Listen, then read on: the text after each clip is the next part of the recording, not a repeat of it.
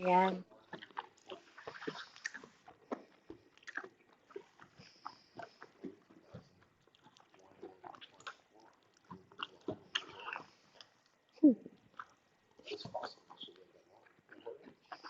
Ayan. So, ito po andito po tayo sa Psalms 34 verse 18. So bago po tayo mag-start, siyempre, hingi po tayo ng guide sa Lord. Heavenly Father, Panginoon, maraming salamat sa oras na ito. Salamat, Lord God, for giving us the opportunity, Lord, na ma-share yung mga salita. Hinihiling namin, Panginoon, pag-cover mo sa bawat isa. Give us the knowledge and understanding, Panginoon ko. Wisdom, Lord, para maintindihan namin kung ano man, Panginoon, ang mensahe na nais mo. Maraming salamat, Lord, sa buhay ng bawat isa na makikinig at nawa, Panginoon ko. Ito ay tunay sa puso ng bawat isa at aming mai-apply sa aming buhay. Yes. Thank you, Lord. Thank you, Jesus. Sa inyo salamat pinakalit. Ulit pagsamba Yes. sa pangalan ng Panginoon. Lord, I ask you to clean my heart, my mind, Panginoon ko, at maging focus kahit sa mensahe ngayong gabi. Maraming salamat, Lord. In Jesus' name we pray. Here. Amen. Ayan, dito po sa ating title. Be careful. You hold again like that. Sa ating title po, andun po tayo sa Psalms 34, verse 18.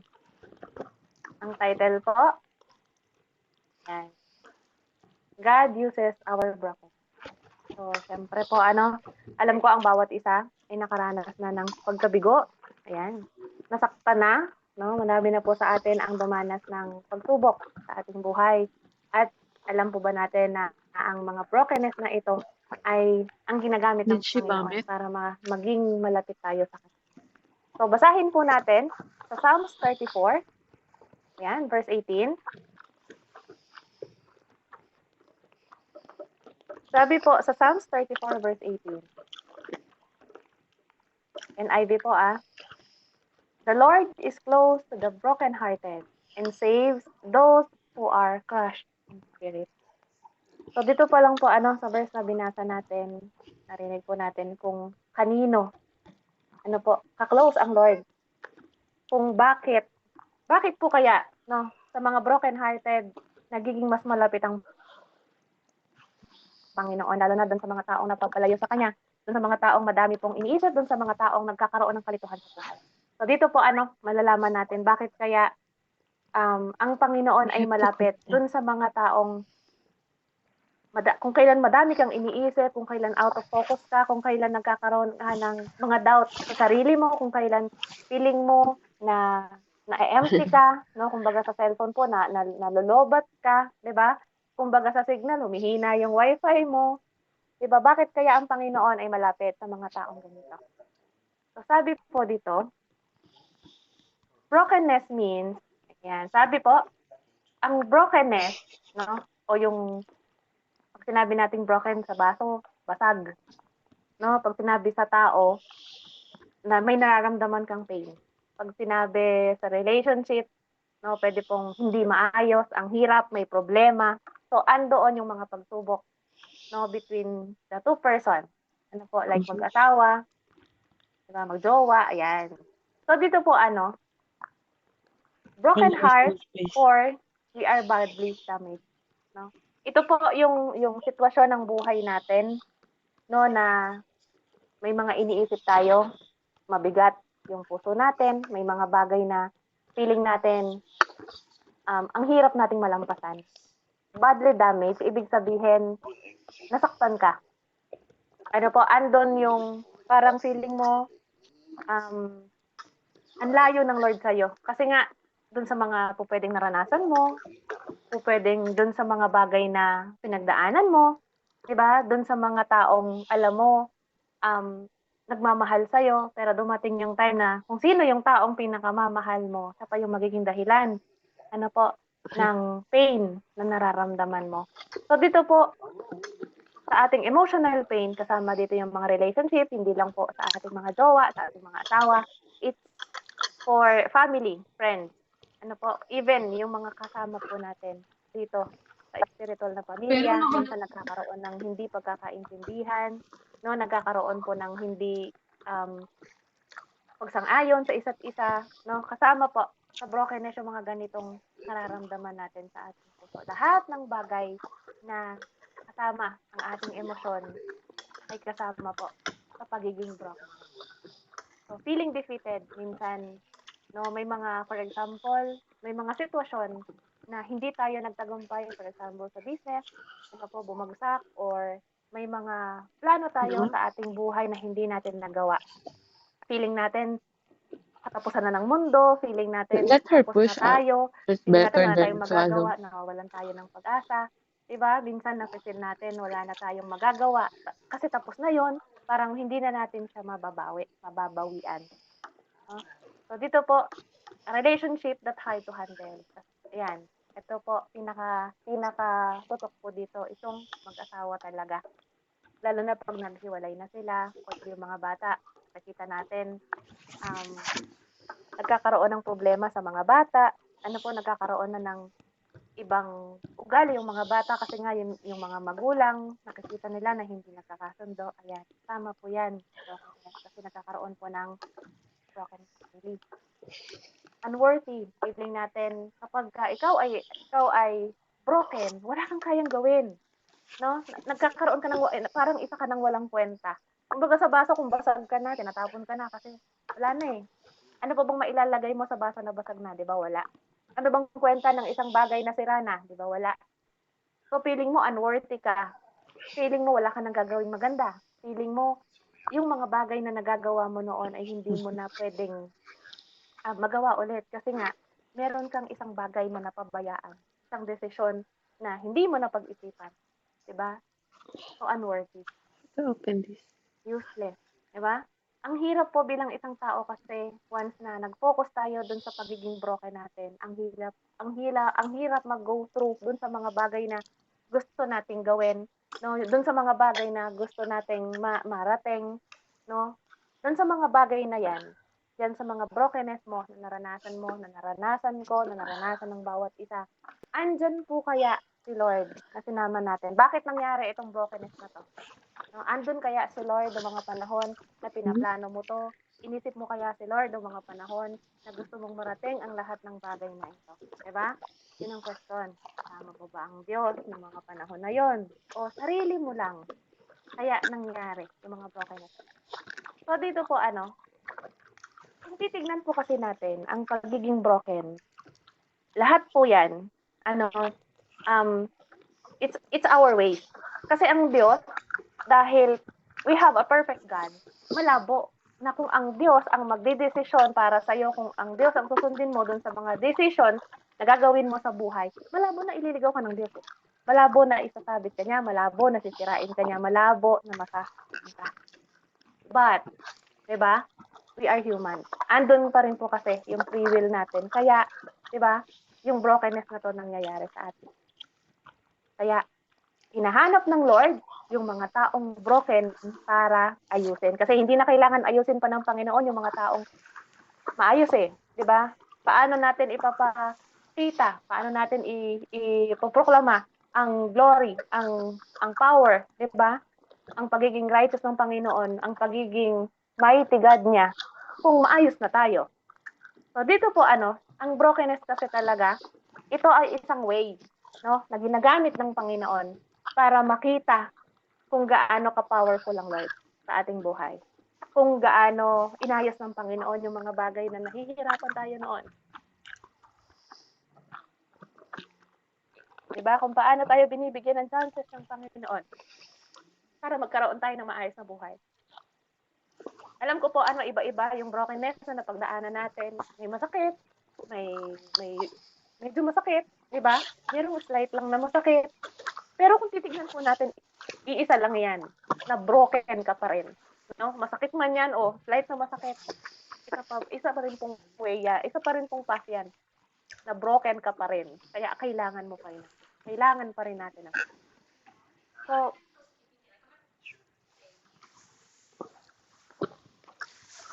ways, ito po yung dito po nakikita natin na every one of us has experienced brokenness in our life. Diba po? Lahat naman tayo, hindi nakaligtas yan. So, ang ways ng Lord uses our brokenness. So, dito po tignan natin. Sabi po sa ating number 1, sa pointers po natin, bakit ginagamit ng Panginoon yung brokenness na to.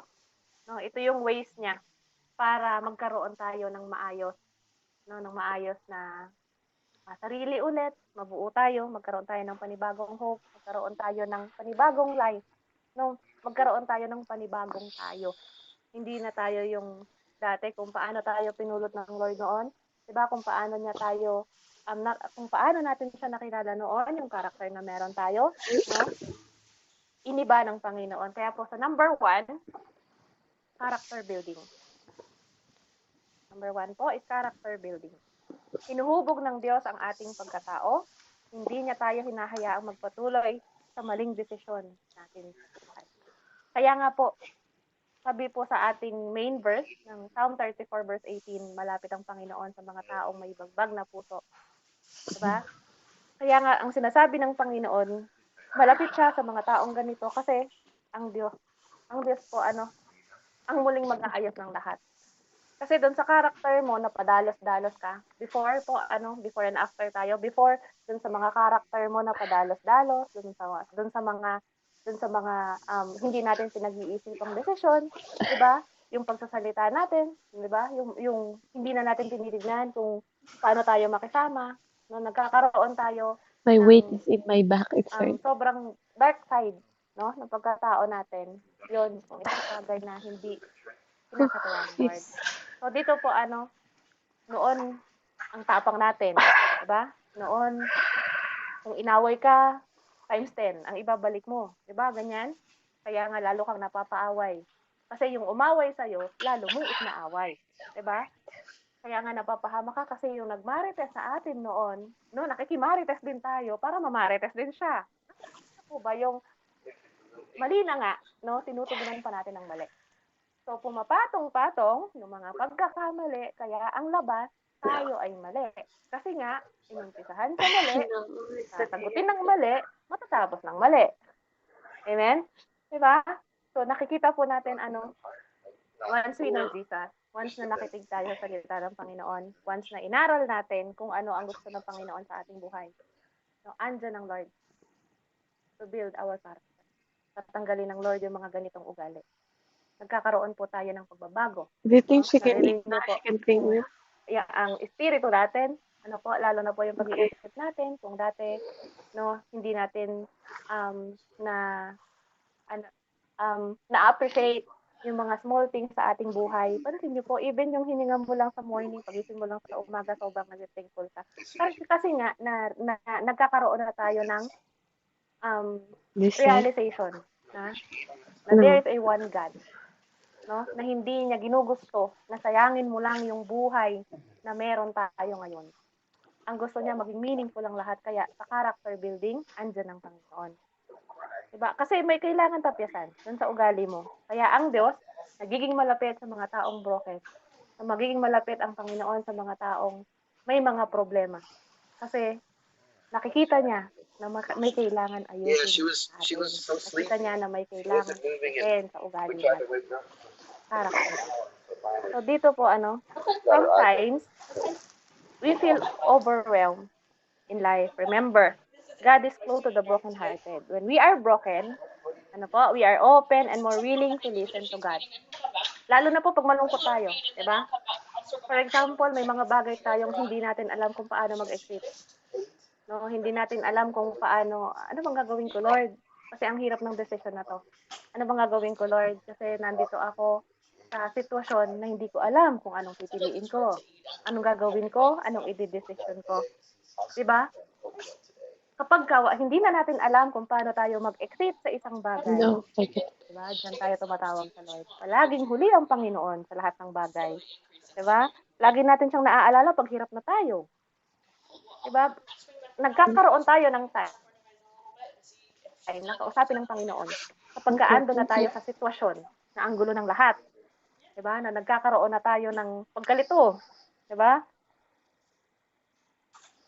God uses this moment to reveal to us what needs to change in our character, in our life. If we are willing to change our flaws, with the help of God, He will bring us into victory. Amen. Diba? Wala namang katagumpayan sa buhay no? Sa buhay ko, sa buhay nating lahat, kung wala po yung Panginoon, kung hindi natin. Kasi kung ang isang bagay na mahirap para sa tao, wala pong imposible sa Lord.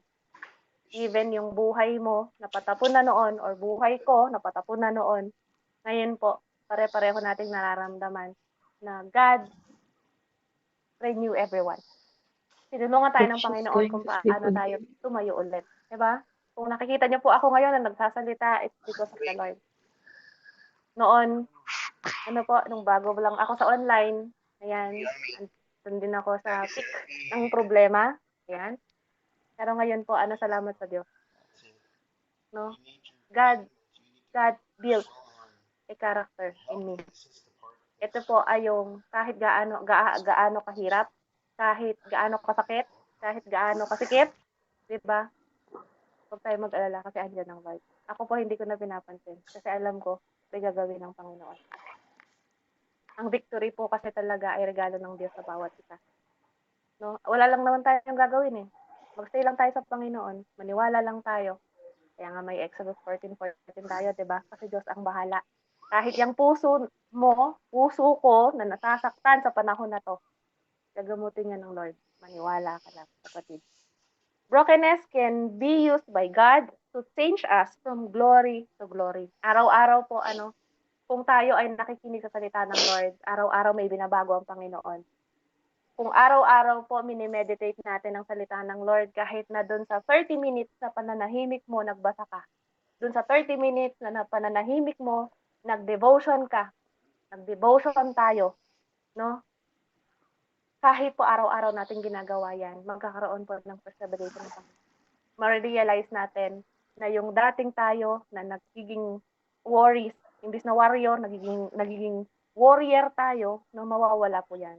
Tapos yung palagi kang kinakabahan sa lahat ng bagay, once you prayed, magkakaroon po ng lakas ng loob. Iba ang nagagawa ng Panginoon sa buhay ng bawat isa. Kung tayo po ay tunay na naniniwala sa Lord. Peter's brokenness leads him into repentance. Tunay. Amen. Alam niyo po kung ano ang naging kwento ni Peter sa Bible, 'di ba? Nung time na nakakulong siya, 'di ba? Nung time na hinayaan niyang makulong, 'di ba? Hindi siya naging mahina. 'Di ba? Kahit na ikaw na makukulong ka, kaya mo pang ako po, kung ako makukulong ako, ewan ko lang kung makakaawi pa ako sa kulungan. Sleep. No, ewan ko kung makaka evangelize pa po ako doon. No, kasi yung character po ni Peter, no? So, nasabi niya noon na hindi niya iaano ang Lord, pero anong nangyari? Pero tingnan niyo po ngayon, isa si Peter na sa pinatunayan na ang Diyos ay tunay at buhay. So, there could be wrong decision we've done in our lives. May we realize unto God. Tunay po, may mga decision tayo sa buhay natin na in some point, no? Pagka doon ka na, for example po sa isang tali, andun ka na sa pinakadulo ng PC mo at hindi mo na alam kung saan ka pa kakapit sa mga susunod na araw, ma-realize mo, no? Meron palang Diyos. Ma-realize mo na andyan para ang Lord, no? Ma-realize natin na meron palang isang Diyos na nakikinig. Meron palang isang Diyos na pwede nating kausapin. Ano man yung bagay na gusto natin sabihin, no, na hindi natin kayang sabihin sa tao kung nagwo-worry po tayo. No, for example, may sitwasyon na hindi natin kayang ilabas sa tao kasi ang worry natin, malalaman ng iba, ang worry natin, masasabi niya sa iba, di ba? May mga ganong sitwasyon. Ang Lord po talaga ang naiisip natin sa sitwasyon na yan. Lalo na kung yung bagay na yun maselan. Ayun ang Panginoon. Diba? Ako po madalas sa aking buhay, lagi ko pong sinasabi, wag nating lahat, no? Kahit na pinagkakatiwalaan na kaibigan, best friend mo man yan, close friend mo man yan, special man siya sa'yo, wag mong ilalatag ng buo ang buhay. I-share mo lang sa kanya kung ano yung ang gusto mong i-share, pero wag yung pinaka-sensitive ng buhay mo. Kasi sa panahon na to po, kahit na family natin, no, nagkakaroon kasi minsan ng once na nagalit sa'yo, hindi na natin Here, kontrolado can kung I ano have yung the isip nila. So, pink kung pwede towel? na yung taong pinagkakatiwalaan mo at the end of the day, no? Pag hindi sa Lord lumapit, pag hindi tayo kumausap sa Lord, ayan, siya rin yung mananakit sa'yo. Diba? Pero ang Diyos, hindi niya yung gagawin. Hindi tayo sasaktan ng Lord. Wala siyang planong ganyan. So, number 1 po, sa character building. So, number 2, lang po, yung message natin. Brokenness bring us closer to God. Ayan, sabi po dito, when we experience brokenness, we are closer to temptation. Amen. Lalo na pag malungkot ka, diba? Minsan, There malungkot you ako put today. her up. Gusto kong malasing, She diba? Tama yan. she Malungkot ako banged some of today. the Parang gusto kong humanap ng milk. taong pwedeng Here's it magpasaya her sa and akin. Chat, call, video call, chat. Ayan. Hanap pa nga naman. Diba? Ang daming temptation. Actually po, yung mga temptation na yan, once na hinayaan lang natin silang maging temptation sa buhay natin at hindi natin sila hinakbangan, wala tayong kasalanan. Pero ang isang temptasyon, pag hinakbangan mo, kasalanan ka na. For example, no? Malungkot ka kasi yung relationship nyo ng asawa mo may problema. Ayan. Parang nagkukulang ang asawa mo sa time, no? Parang nagkukulang kayo sa communication. Tayo bilang babae kasi, no, nagsisik po talaga tayo ng attention. No, bilang babae this is the madalas split po accent babae here. talaga ang maarte. Ayan, There. sabihin na po natin ganyan. Huh? So, There's the towel. dahil nagiging busy ang asawa natin sa trabaho, nagkakaroon po ng ganitong sitwasyon. Tabi-tabi po, nagkakaroon tayo ng ganitong sitwasyon. Okay na. Dahil nagkakaroon ng pagkukulang ang asawa natin doon sa time, na gusto dapat natin, no? Hinahanap natin sa iba. Ang temptation na nilalatag sa'yo ng kalaban is may isang tao na ready makinig sa'yo. Diba? May isang tao na willing mag-advise sa'yo. Kaya lang lalaki. Diba? Ikaw naman to, tinawagan mo, naging okay kayo na hindi alam ng asawa mo. Yung temptation na binigay sa'yo ng kalaban, hinakbangan mo. Actually po, yung pambababae, hindi lang yan, kasi hindi naman kayo nagkikita, walang kasalanan. Hindi naman kayo naghalikan, walang kasalanan. Actually po, doon pa lang sa conversation nyo, may mali na doon. Diba? Doon pa lang sa posisyon ng puso mo, may mali na doon. Doon pa lang sa iniisip ng isip mo, may mali na doon. Kaya kung titignan po natin, ang isang temptation talaga, once na hindi natin hinakbangan, walang kasalanan. Pero pag humakbang na po tayo, ayan, slide. No? Lalo na tag-ulan ngayon, marami nag-i-slide talaga. Purihin ng Diyos. Sabi po dito, when you are broken, You want some? do not go and look for Later. temporary solutions. Go to God. Sabi niya po, when you are broken, do not go and look for temporary solutions. Go to God. So, ano po ba yung mga temporary solutions? Malasing ka. Diba? Malasing ka, matulog ka sa kalsada, o kaya Nice. magbubulo ka after kasi mainit ang ulo mo. Did Diba? you Ang take alak the naman po kasi sausage as once well? na ininom mo, yes, makakalimutan mo na may problema ka. Paggising mo ba, okay na yung problema? Problema pa rin siya. Nalasing ka, sakit ng ulo mo, paggising mo, okay na ba yung problema? Problema pa rin po. Pero once na ikaw ay nag-pray, nagtiwala ka sa Panginoon na may gagawin siya doon sa problema na pinoproblema mo, once you believe. Mark 11:24, lagi pong pinapaalala ng Panginoon. Was there's a bridge there? Maniwala lang tayo. The oak Maniwala also. lang tayo sa kapangyarihan ng Lord. So, ang sarap po, sa side natin bilang anak ng Diyos, na may tatay tayong malalapitan eh. Compare doon sa mga taong hindi nakakakilala sa tayo, may sumbungan tayo.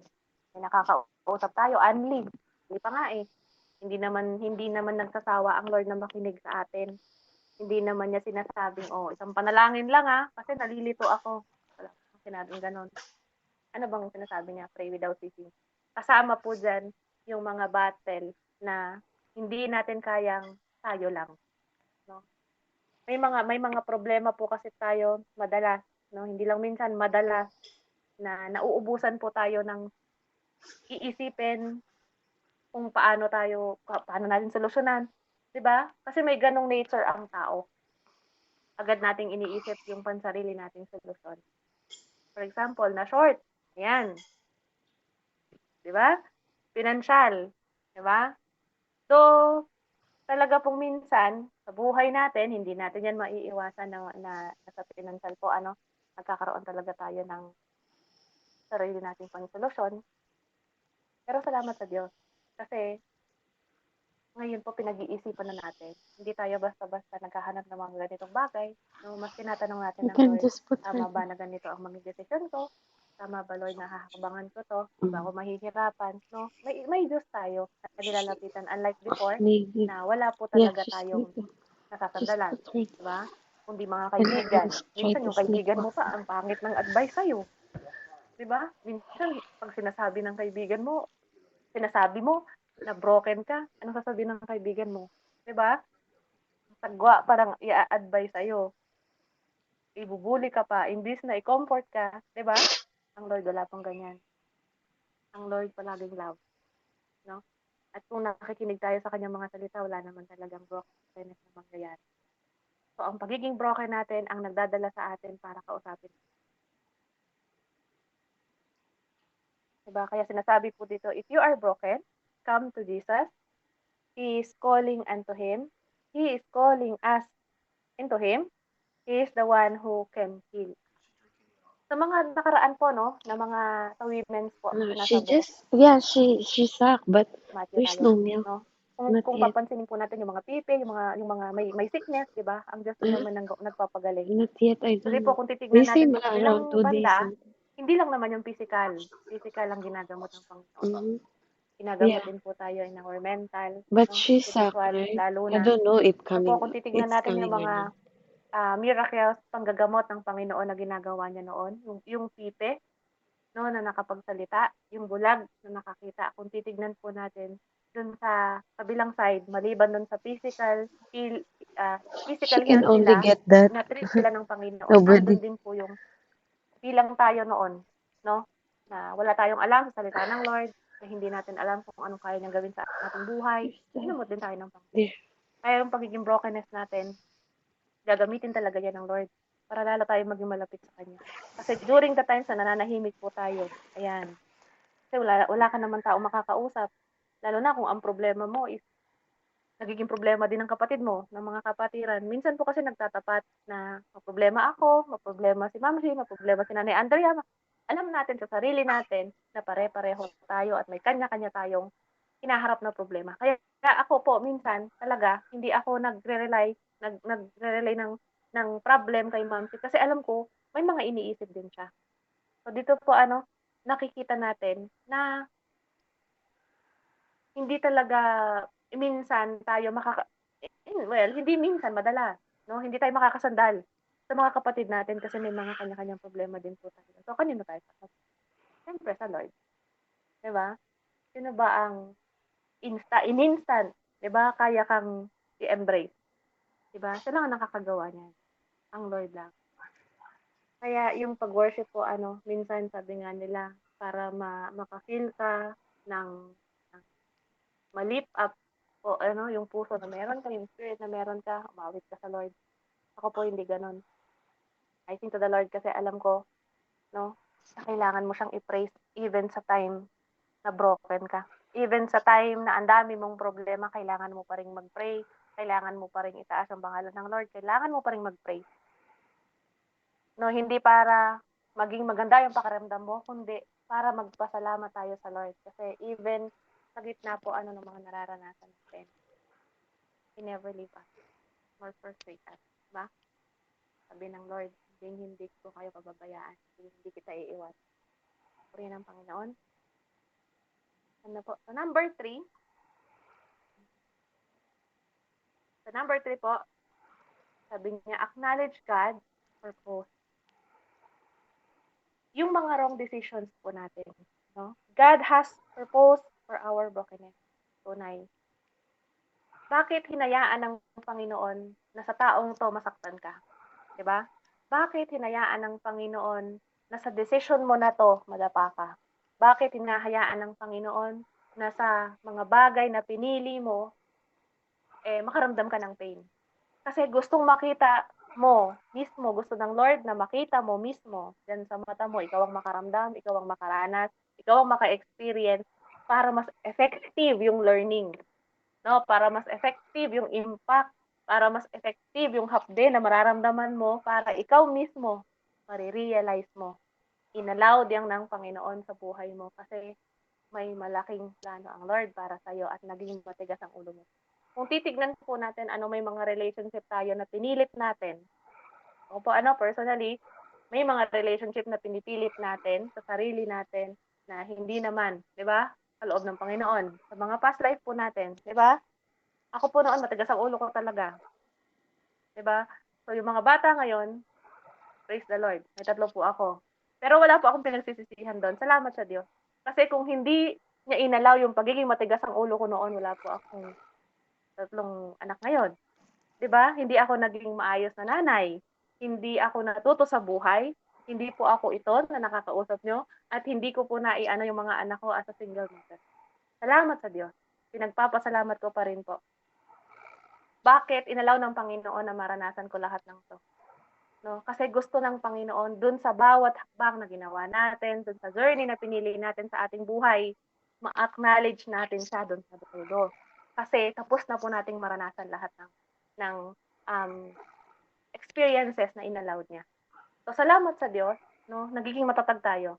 Kasi kung hindi doon sa mga pagsubok na inalaw ng Panginoon, kung hindi po doon sa mga problema na hinayaan niyang maranasan natin, ano po, yung mga bagay na nahirapan tayo, no? Hindi po tayo magiging matatag. No? Hindi po tayo magkakaroon ng boses ngayon na sinasabing inayos tayo ng Panginoon. So bakit ngayon naman inayos ng Lord? Kasi eto po tayo. Para tayo naman ang magpatotoo kung ano ang ginawa ng Diyos sa atin. Ako po personally, sinasabi ko talaga noong mga times ngayon na wala pa ako sa Lord, yung problema po na kinakaharap ko hindi joke. As in, sabi ko nga, gusto ko na lang mawala sa mundo, gano'n na lang. Kasi po nandun na yung inaalagaan mo yung pangalan mo pero gano'n nang nangyari, sobra, 'di ba? Ang hirap, mahirap po. Kaya salamat sa Diyos kasi ano man ang pinagdaanan ko po noon, no, pinagdaanan natin, no, alam natin na mahirap pero andun siya, nakagabay pa rin ang Panginoon. Kasi hindi naman tayo makakalampas sa mga ganitong struggle, sa mga ganitong challenges ng buhay natin kung hindi rin niya inallow na makalampas tayo, kundi rin niya um, binigay ano po, yung kalakasan, yung wisdom, yung knowledge, understanding na meron tayo. Napakabuti ng Diyos. Ano po, ng Panginoon. Kaya sa mga buhay po natin, no, dun sa mga brokenness na nararanasan natin, kung magpo-focus po tayo dun lang sa brokenness at hindi natin titignan din sa other side kung bakit inalaw ito ng Panginoon sa ating buhay. Mananatili po tayong mahina. Pero pag tinitignan natin positive, no, lahat ng inalaw ng Lord sa ating buhay, tignan niyo po, mas matatag kayo kaysa dun sa unang self na meron kayo. Kasi may bago ng self ngayon na version mo, kapatid. No, salamat sa Panginoon. At naniniwala po ako na yung version mo ngayon is mas inayos na ng Panginoon compared dun sa dating version na ikaw. Ano po? We can see in the Bible, many men of God had risen up after they were broken. So dito po tignan natin. No? Noon po si Tatay Abraham matanda na. No, parang sabi niya, paano pa magkakaanak ang tanda na nila. Tinawanan pa siya ni di ba? Ng asawa niya, no, si Elijah, suicidal, di ba? Si Joseph na abuse ng mga kapatid niya. Tingnan niyo po, ang dami nilang pinagdaanan, no? Pero nakita natin kung paano sila tinulungan ng Panginoon. Job, 'di ba? Si Job, lahat nawala, no? Walang natira. Na bankrupt, 'di po ba?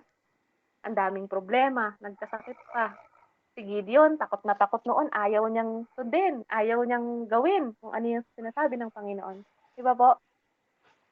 Ang dami sa Bible na nagsasabing yung mga brokenness na pinagdadaanan nila ginamit ng Panginoon para sila ay maging tunay na lingkod ng Diyos. Si Rahab po, isang prostitute, pero anong ginawa niya? 'Di ba?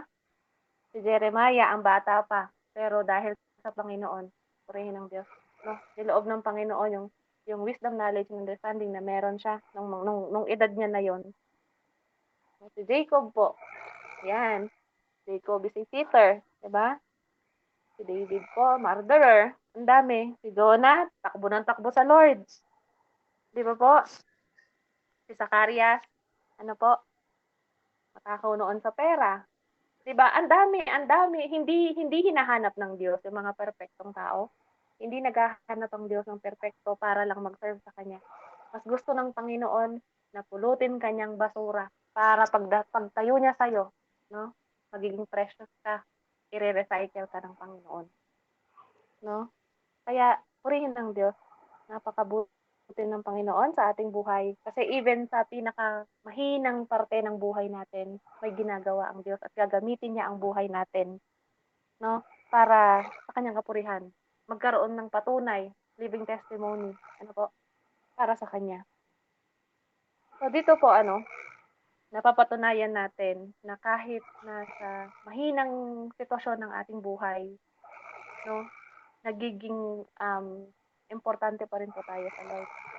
Hindi katulad ng tao na pag ikaw ay nasa lowest, wala kang kaibigan. Pag ikaw ay nasa lowest, hindi ka kilala ng tao. Diba? Yan ang tao, impulsive.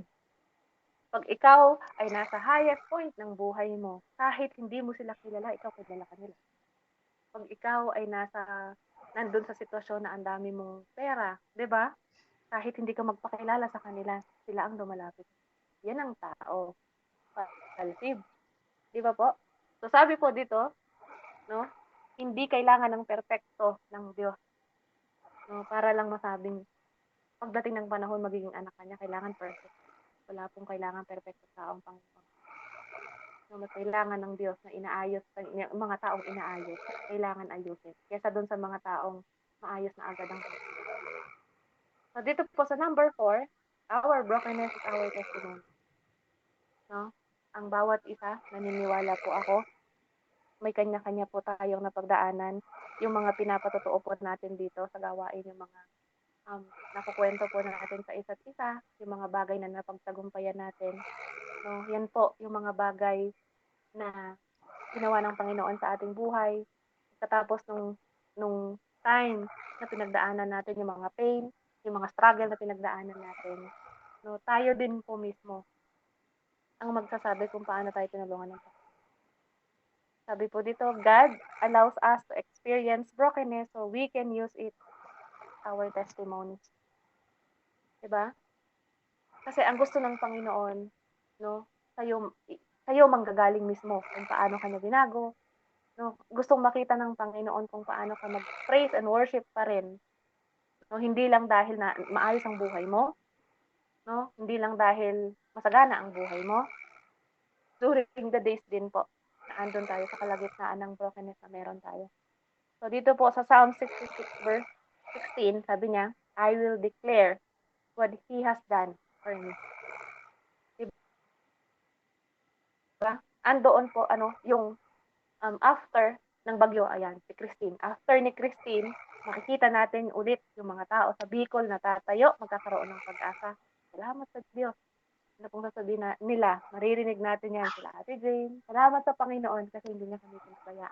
Yung pong safe ang buong family natin during the days ng bagyong ito, sobrang salamat sa Panginoon. No? Ginagamit ng Diyos yung mga ganitong sitwasyon para makita natin na kahit ang daming sa paligid po, puro tubig. Pero safe naman ang family mo. Salamat pa rin sa Panginoon. Diba? Ang importante, safe kayo ng pamilya mo. Ano man ang nawala sa atin, ano man ang nadami sa atin, kaya yan ibalik. It's just a material thing. Kaya nating ibalik as long as na malakas pa tayo, at as long as hinahayaan ng Panginoon na makapagtrabaho pa tayo, kaya po natin yan ibalik.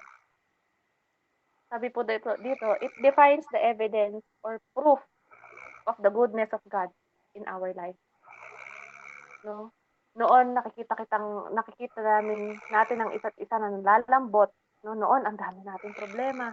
Umiiyak tayo sa gawain, ganito ganyan. Pero ngayon isa na tayo sa naghahayag, isa na tayo sa nag-share, isa na tayo sa nagsasabing, kapatid, kaya mo yan, ako nga, tinulungan ng Diyos. Siyempre, ikaw din, di ba? Isa na tayo sa, ang ganda-ganda na natin, kung noon hindi tayo marunong magsuklay, mag-ayos, ganyan. So, dahil inayos na ng Panginoon, so alam natin na ang Diyos hindi tayo pababayaan kahit na may mga bagay na nasa sa buhay natin, sa pang-araw-araw natin, andun pa rin yung pinipili pa rin po natin maging maganda yung itsura natin kasi hindi tayo pababayaan ng Lord. Basta naniniwala tayo, no? Basta andun yung faith natin na ang Diyos ay may gagawin sa ating buhay. At kung pinapatotoo yan, Sis Nina, di ba, lagi niyang sinasabi, bahala ang Lord, tunay. Kasi kung ikaw, pinanalangin mo, or mong mag-pray, nagwo-worry ka pa, hindi ka naniniwala, Lord. Di ba? Dapat maniwala ka. Kasi nanalangin ka eh. Di ba? Maniwala tayo kasi nanalangin tayo. Kapag nanalangin ka, ibig sabihin, may Diyos kang pinaniwalaan. Yan po ba? So, dito po, testimonies of transformed life shows the transformation power of God. Diba kung noon, nakaka-stand ka, diba? Nagpatuloy ka, salamat sa Panginoon. Kung noon, ang dami mong problema, pero naging smooth yung lahat ng problemang to, natapos, salamat sa Panginoon. Kasi yung transformation mo, no, yan ang gagamitin ng Lord para makita ng iba naman na nakakaranas ng pain ng sitwasyon mo, no, para magkaroon din sila ng mabuboost yung faith nila na kung paano tayo inayos ng Panginoon, ganun din silang tutulog. So yung transformation po, napakahalaga yung mga patotoo po dito sa gawain na sinasabing noon, 'di ba? Hindi ko alam kung paano kami makakaraos, ang dami namin ganito ganyan. So kung yung kapatid po natin na mahina ang loob at naririnig yung mga kwento natin, yung mga testimonies natin, yan po ang magbibigay lakas ng loob sa kanila para magpatuloy. Kasi yung Diyos na pinaniniwalaan mo, naniniwalaan ko, pinaniniwalaan ng bawat isa, isa lang po yan. Kaya kung tinulungan siya, Panginoon, tinulungan ako ng Lord, tutulungan ka din niya. Niwala ka. Ano man ang pinagdadaanan mo ngayon, yan ang magiging testimony mo sa mga susunod na araw na hindi ka pinabayaan. So, dito po, testimonies give hope. Tunay. Kasi, di ba, kung nanghihina ka, narinig mo, wala kaming makain today, di ba? May mga ganong testimony, wala kaming makain today. Pero praise the Lord, may nagbigay. Di ba? So ikaw na nakikinig, ikaw na nawawala ng pag-asa, magkakaroon ka nga naman. Wala na sa Panginoon. Di ba? It strengthens our faith. No, yung mga testimony na yan, nakakatulong po yan para yung faith na nalolobat, di ba? May mga ganito po minsan sa mga klase ng problema na pinagdadaanan natin, no? Minsan nakakalimutan natin, ay, oo nga pala. Di ba? Nakakalimutan natin na, oo nga pala, andyan ng Lord.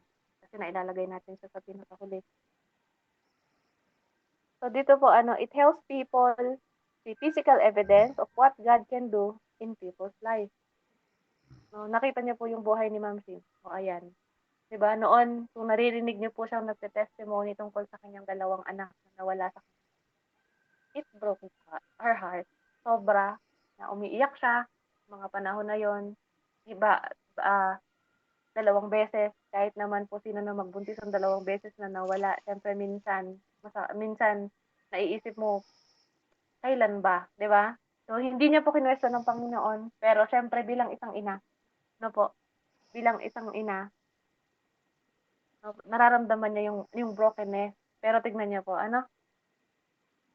sa bunga ng panalangin, bunga ng pananampalataya, bunga ng mga salita ng Panginoon, pangako ng Lord na pinanghawakan niya. May Shana po tayo ngayon. Andyan si Shana, no? Lalaki siyang prayer warrior, di ba? So, sino ba? Sino ba ang hindi tutulungan ng Panginoon sa atin? Sino ba ang hindi bibigyan ng solusyon ng Lord sa lahat ng bagay na pinoproblema natin? Di ba? Sino ba sa atin ang may problema ngayon na hindi kayang tugunan ng Panginoon? Di ba? Sino ba sa atin ang walang bigas sa lalagyan? No? Na minuworry natin kung anong kakainin bukas na hindi magbibigay ang Panginoon. Maniwala lang po tayo No? Kung ang faith na meron tayo is totoo, wala pong magiging imposible. Actually, ang hirap po magbuntis ng isang 37 years old, sa panahon na 'to. Pero dahil mahal siya ng Panginoon, mahal tayo ng Lord, ayan, meron pong babing lumabas kanina o kagabi, 'di ba? Ang cute-cute niya. No, 'di po ba? Yun yung mga bagay na feeling natin, ang hirap naman kasi sa isang babae po, sa pagkakaalam ko 'pag nakunan ka, medyo mahirap pong magbuntis. Pero wala kasing import ah, walang imposible sa Lord, 'no? Wala siyang hindi tutugunan as long as na naniniwala. Yan ang Diyos sa ating buhay. Yan ang purpose na sinasabi ng Panginoon sa ating buhay. Tignan mo, 'no? Tignan natin kung bakit inallow ng Panginoon yung ganong sitwasyon sa ating buhay. Huwag tayong mananatili dun sa problema. Tignan natin bakit ito yung inallow ng Panginoon. Posible na kinakausap ka ng Lord ngayon. Bakit yan ang nararanasan natin? 'Di ba? Posible na inallow ng Panginoon. Bakit? Yan ang klaseng problema na meron ka. 'Di ba? Kasi lahat naman po tunay. Amen. Kalooban ng Diyos. Kung binigay yan sa'yo ng Panginoon, kapatid, may plano din ng Diyos para ayusin yan. Maniwala ka lang. No, walang imposible sa Lord. Hindi, walang mahirap sa Kanya. Ano po, yung mga baog, di ba, tunay, nagkaanak. Ang tanda na ni David, di ba? Sino pong mag-aakalang at his age, makakabuntis pa siya. Ang tanda na ng asawa niya, sino bang sa age nila yan, magkakaanak pa sila. Di ba? Tapos ikaw, na walang sasaingin bukas, di ba? Ang tindi ng worry mo. Hindi yan pinagwo-worry, actually. Ano po, kung sabi ko nga po kung ang problema ko lang is ang sasaingin ko bukas, matutulog po akong payapa. Kung ang problema ko lang is allowance ng mga anak ko, matutulog po akong payapa. Kaya lang hindi. Kung ikukuwento ko pa po dito, ano yung mga pinoproblema ko, baka po gustuhin niyo na kung ano yung problema niyo ngayon. Purihin ng Diyos. Pero hindi po ako nanghihina, hindi ako nag-iisip, hindi rin ako nagwo-worry kasi alam ko, no, alam po natin na may gagawin ng Panginoon sa ating buhay. So dito po God is glorified through our testimony, 'di ba? Palagi natin sinasabi salamat sa Diyos, purihin ng Panginoon, 'di ba? Palagi nating napupuri ang Diyos once na tayo po ay nakalampas na doon sa mga problema na meron tayo. Yan ang purpose ng Diyos, no? Yan ang purpose niya sa atin. Sabi po dito, we need to shift our focus on what we cannot do to what God can do. Ulitin po natin. We need to shift. Dito.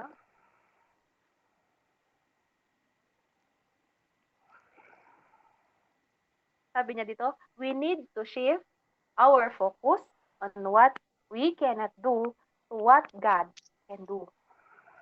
No? Dapat palagi tayong titingin po dun sa bright side. Huwag palagi dun sa problema side. Ano po? Hakbangan natin. Kumbaga, kung bakod po yan, at may kailangan tayong kunin sa kabila, kung kailangan, hakbangan mo, kung importante yung kailangan mong kunin, sikapin mong malampasan.